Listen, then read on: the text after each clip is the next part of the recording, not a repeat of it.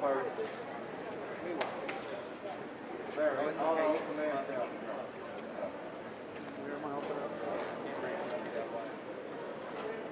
Okay, good afternoon. Thank you everybody for your patience. As you all know, we had an officer-involved shooting this morning, and we've lost just a wonderful human being here at the hospital. What I'm going to do is I'm going to have Mayor Turner make some comments, then we're going to walk everyone through what occurred and what's going to happen from this point forward. So with that, Mayor Turner, thank you for being here. Thank you, Chief, and I will tell you, this is not where any of us would want to be at this moment in time. I want to start off by thanking Sergeant Harold Preston.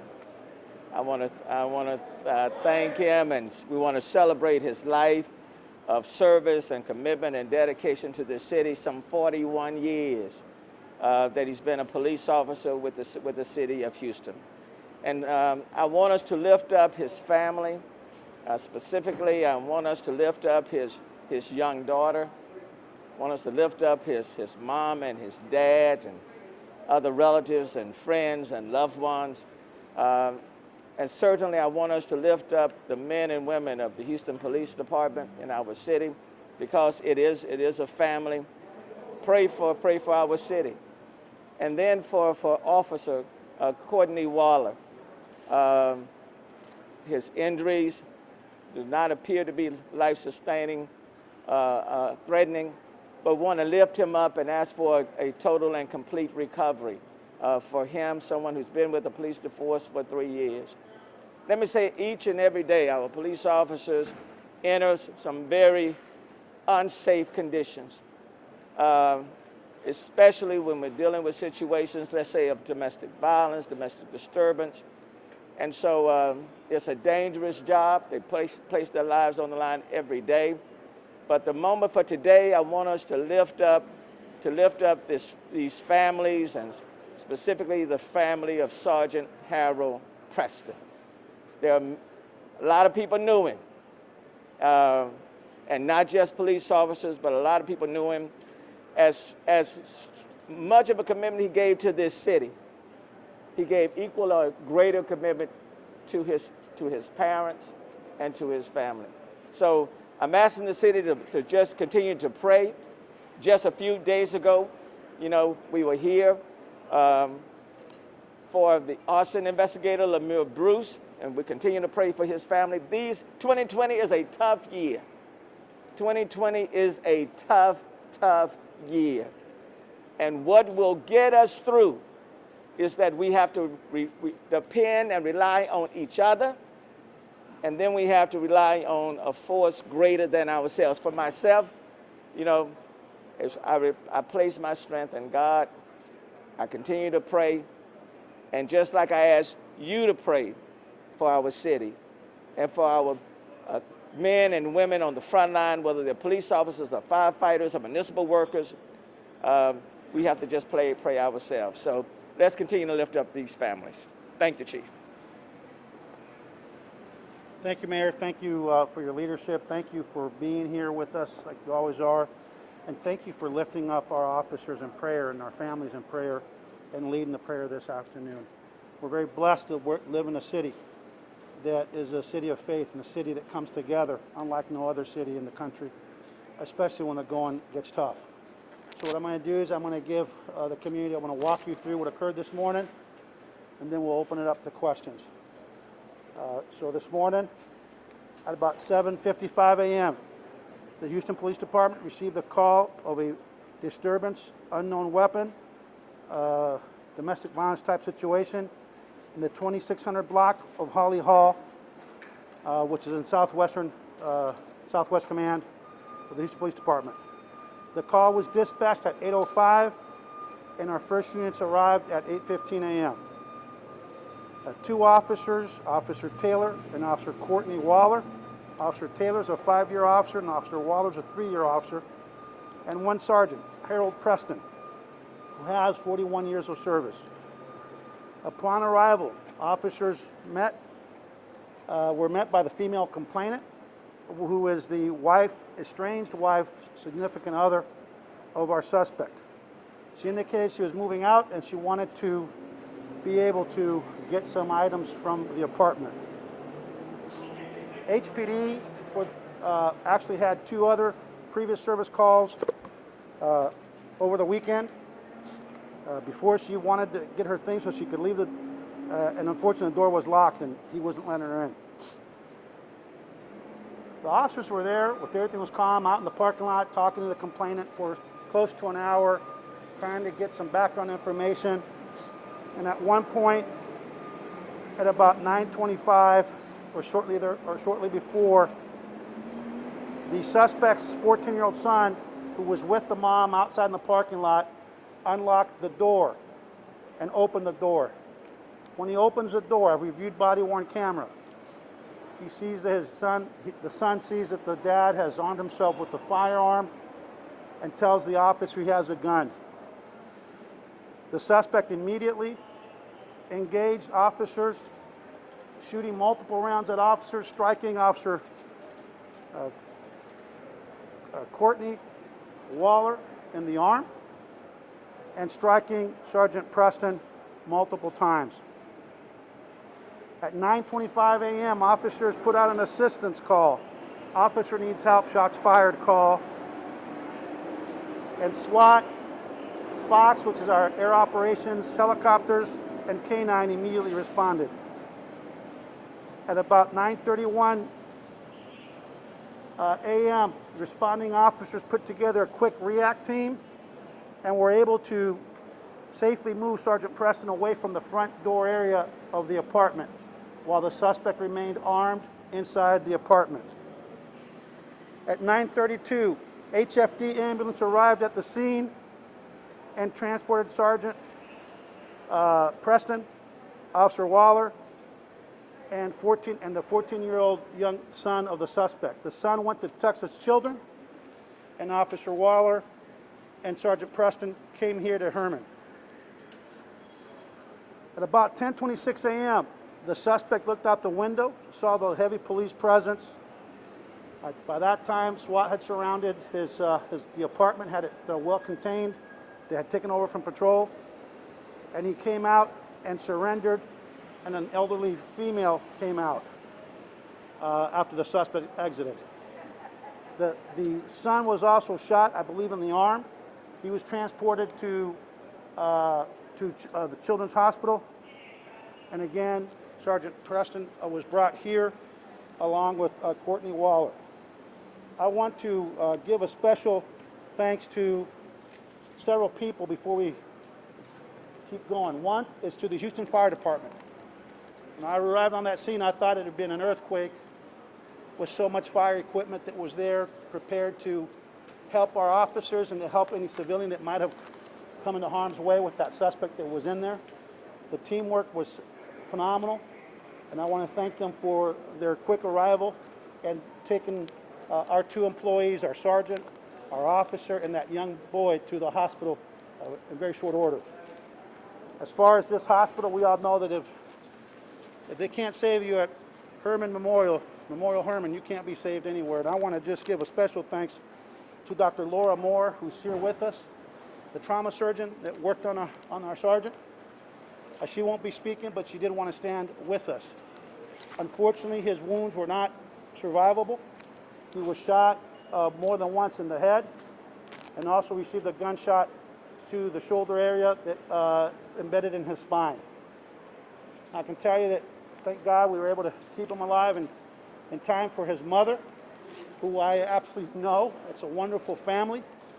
His 23-year-old daughter and other family members that were able to come here, including his fiance and his ex-wife, who's here with the daughter and said it's love of her life and he's a wonderful person.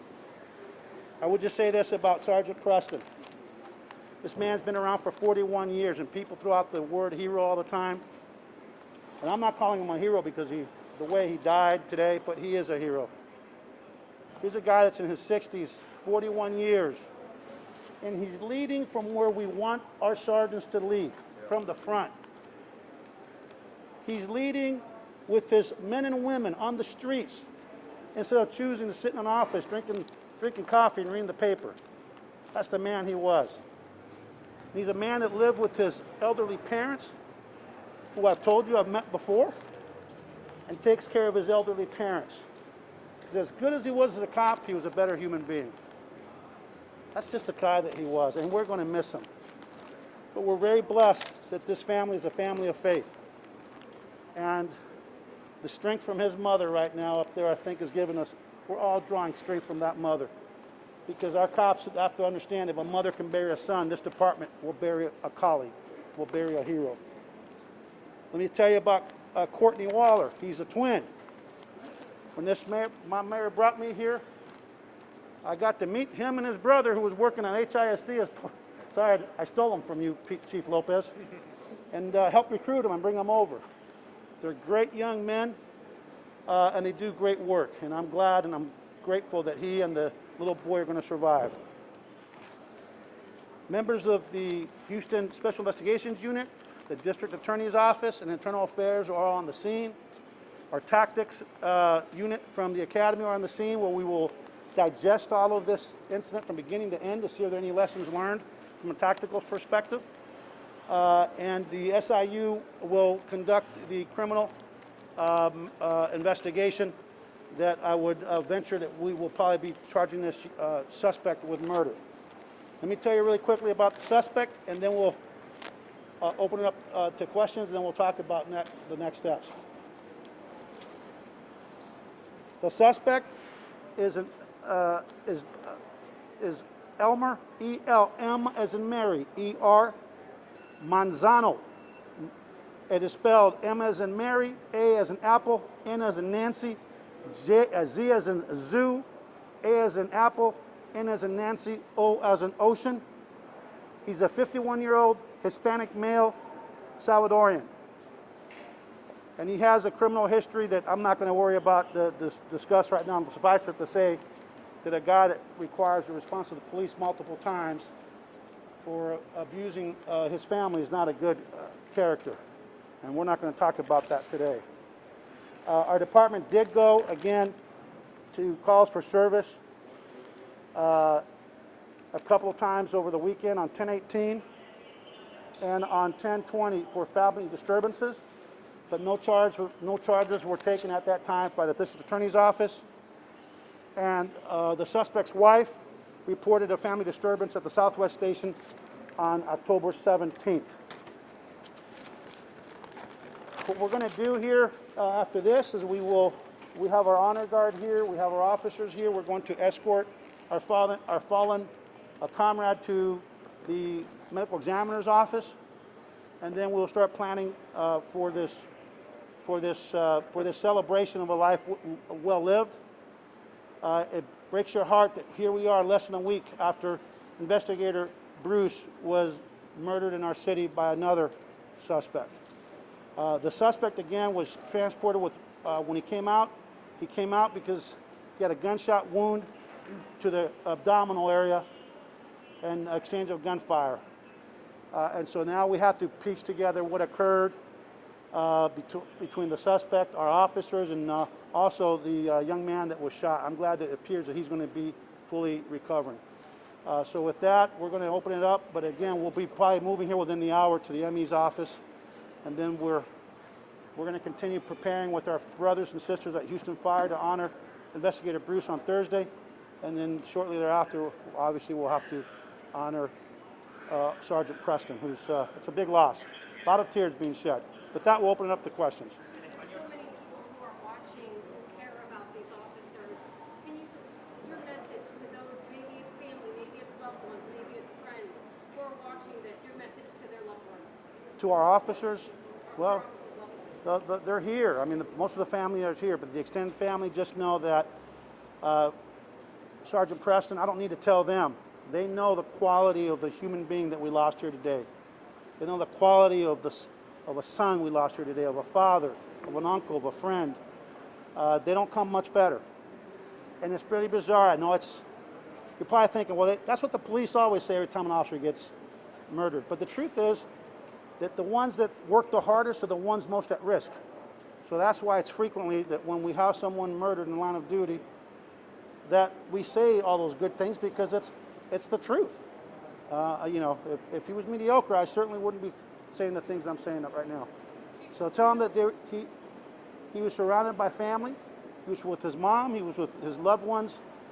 His closest family was there when he breathed his last breath, and he was not alone.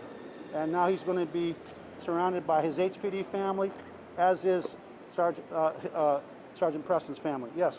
Chief, we're looking at some of the documents provided by the District Attorney's Office and the police call for service for yesterday. It appears that the DA's office said they were prepared to take some charges for the police officers at the scene. Do you think a crime was committed yesterday? You know what? We just lost of somebody. I'm not going to worry about that. Like I said, we'll worry about all those issues later. I can't speak to that. That's part of the investigation. I'm only asking because you mentioned that the charges were taken. Yeah, we'll look at it. No, we'll look at it. It's too soon in the investigation to be able to say. You know, I know he has a criminal history because I just looked at it, but that'll be part of our what we call our profile on the suspect. Where we'll go back a minimum 48, if not longer. We will investigate his entire existence here as far as we can, and we will. That'll be part of the criminal investigation. Bueno.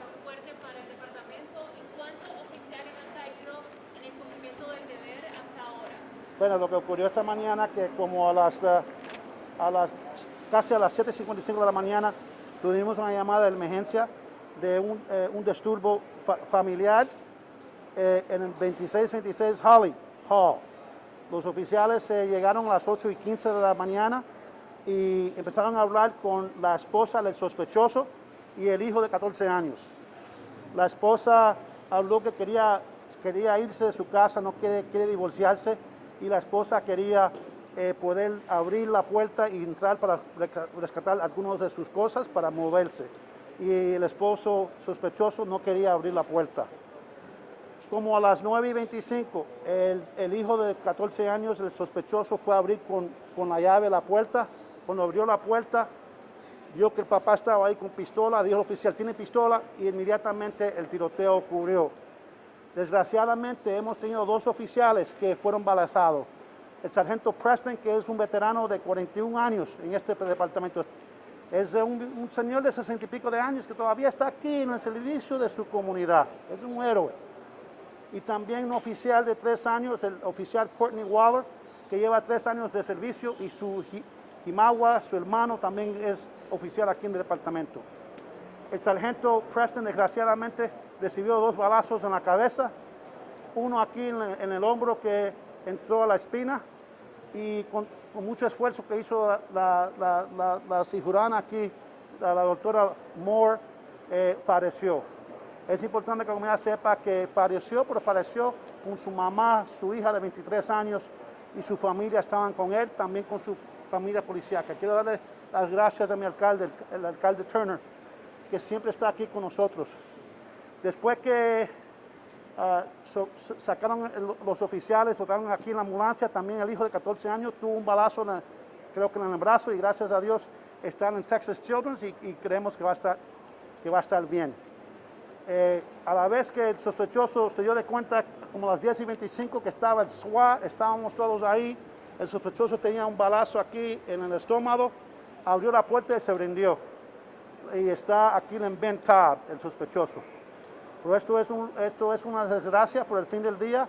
Es una familia que perdió a su hijo, su papá, su hermano, su tío y una gran persona. Yo lo conozco a él, conozco a su mamá, no es la primera vez que la conozco, pero él tiene mucha fuerza y estamos muy agradecidos. La fuerza de la mamá nos está dando fuerza a nosotros. Así que la investigación va a continuar y vamos a ver a dónde vamos. Let me just say this, I think it's really important. We all judge people. We're living in a time when a police officer, I just saw a video this morning, that's one of the first things I do in the morning is I get up through my email and I look at social media, see what's going on in the world, and there's a police officer being beaten to a pulp. And you see people with their cell phone cameras, instead of helping that police officer, they were egging him on. They were actually egging him on, didn't lift a finger to help that police officer. but we make a lot of judgment calls. And I just want, you will learn about this man later, but I'm not going to give up his name now. But there's our officers that were shot are African American, the suspect's Hispanic. There was an African American, probably in his mid-30s, a wonderful shape, and shorts and some little things underneath the shorts, no shirt, many tattoos, washing his car right in front, right in the parking lot of this apartment complex.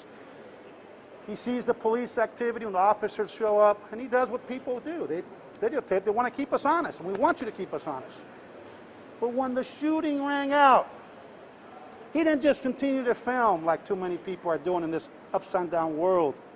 This young African-American male who told me he was a gang member, his life was way out there, but he's found God and he's turned his life around, went and helped Officer Waller, went to his assistance, helped him put his tourniquet on. Because just because you're shot in the arm don't mean that you can't bleed out. Helped him put his tourniquet on. Had the presence of mind to say, hey, that guy that just shot you, he's still right in there. He could come out and shoot us again and try to kill us. Let's get you out of here. Escorted our officer to the front of the apartment complex. While he's walking, Officer Waller says, did you get my gun? Because after he got shot, he dropped his gun.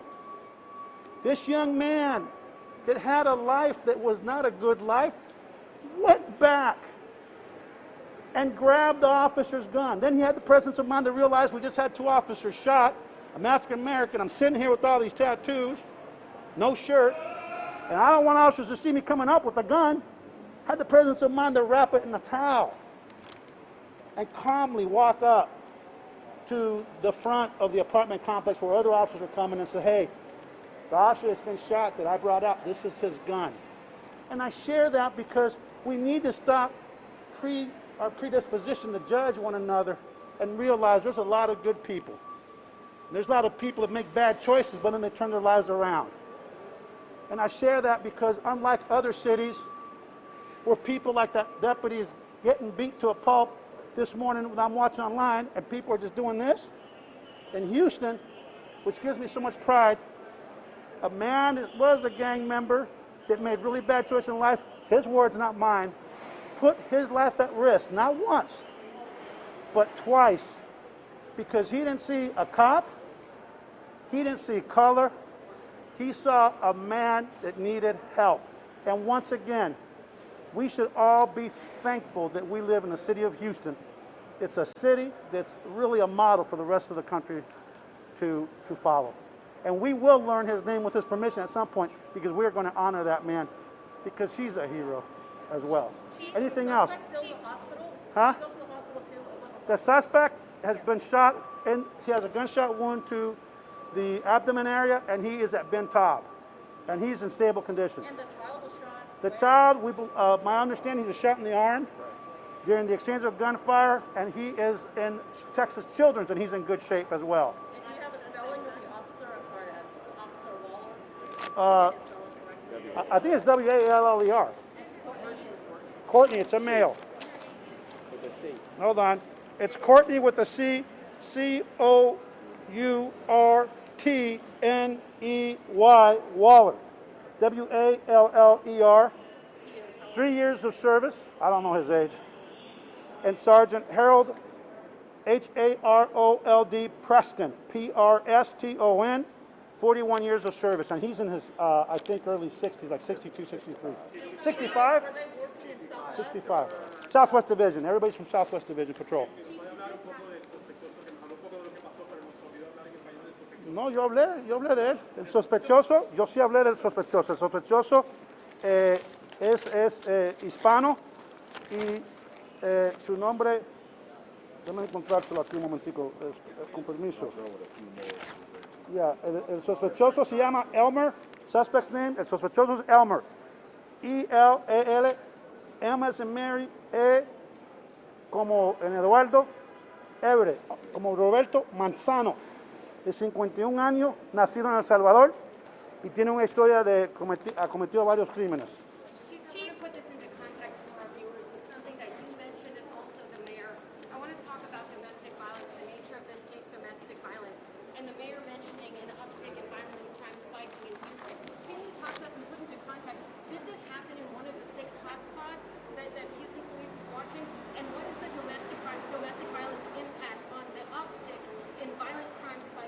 Yeah, we know that we've talked about this, and again, I want to thank the mayor for the $4.1 million that he's providing the department to combat the 11% uptick in violence. This has been a year like no year in my lifetime.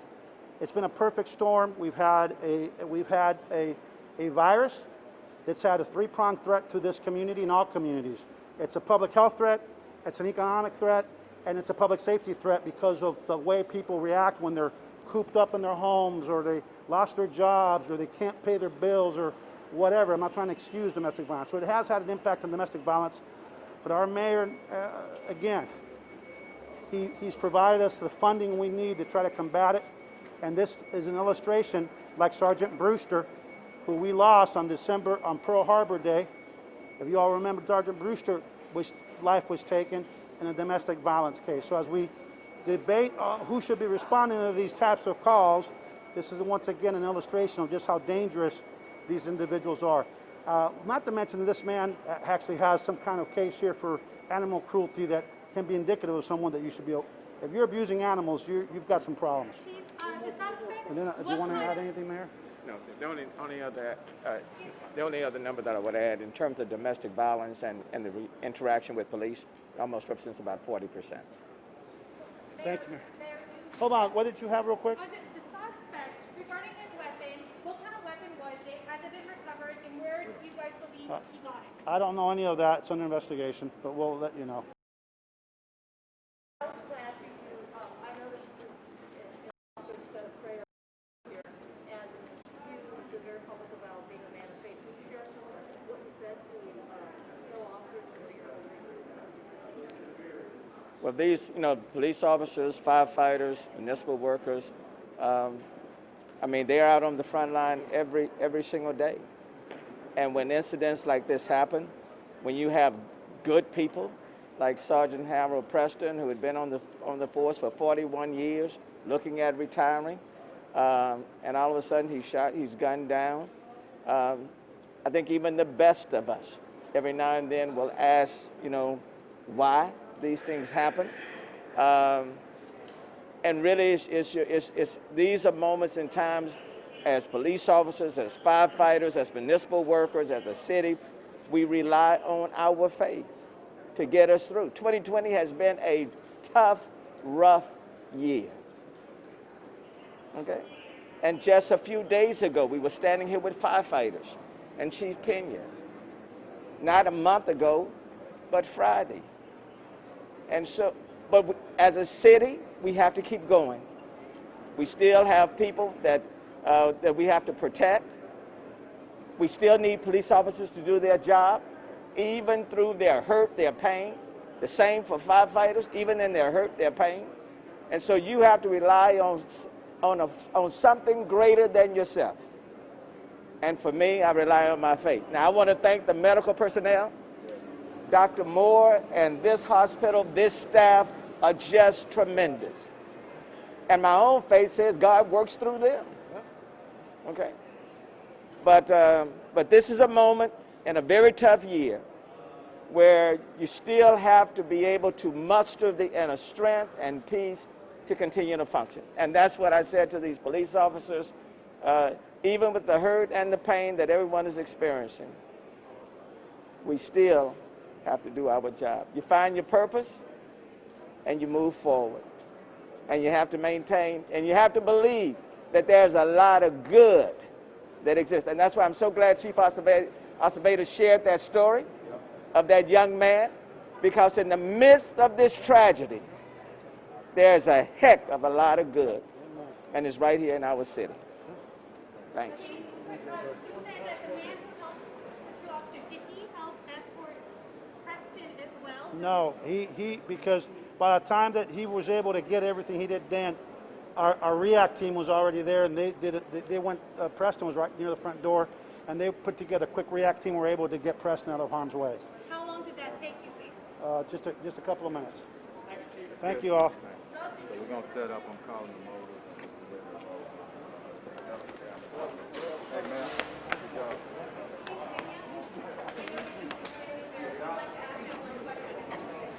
Sure. Yes, ma'am. Would you be able to talk with us about, the support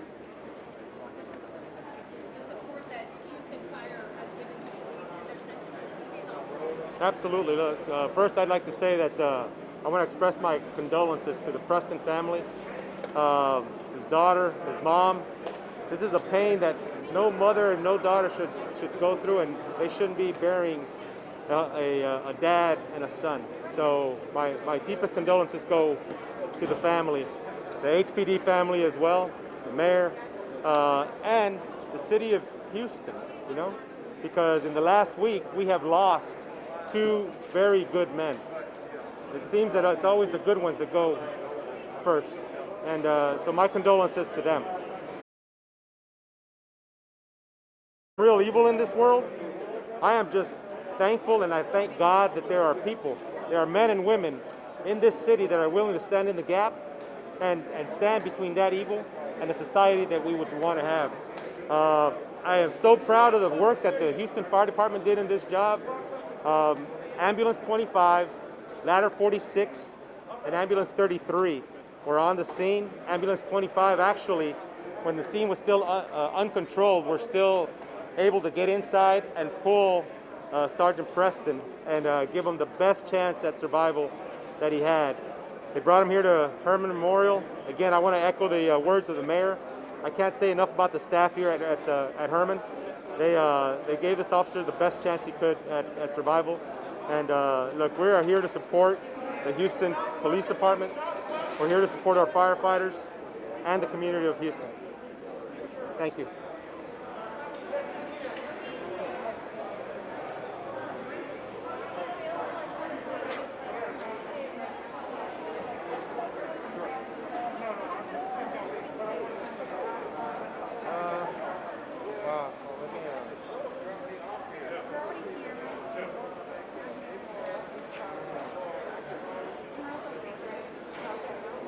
Let me,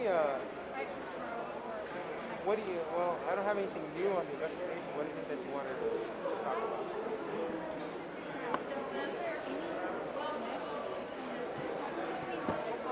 Yeah, no, not. Yeah, we need to reach out to you. I remember doing a press conference with you. Yeah. All right, let me know. Yeah.